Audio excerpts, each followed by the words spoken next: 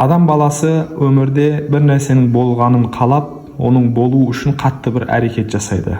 Бірақ уақыт өте келе ол нәрсе болмайды. Ол жайлы Алла Тағала Құран Кәрімнің Бақара сүресінің 216 аятында бұлай деп бұйырады. Мұқият видеоны сонда дейін көріңіздер.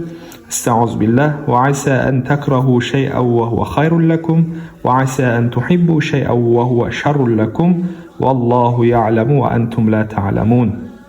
Manası, sендер жаман көретін нәрсе сендерге жақсы болуы мүмкін.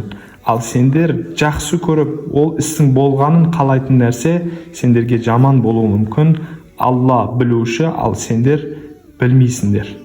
Яғни өмірде бір нәрсенің болғанын қатты қалаймыз, бірақ ол болмай қалады. Уақыт өте келе оның болғанынан болмағанына шүкір қыламыз.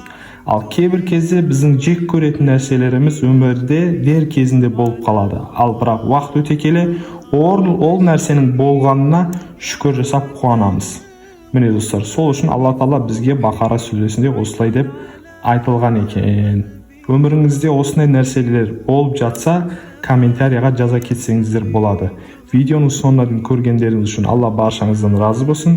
Егер де сізге осы арна осылай контенттер ұнаса, бізге лайк басып, арнаға тіркеліп, өз пікірлеріңізді қалдырыңыздар. Ассаламу алейкум.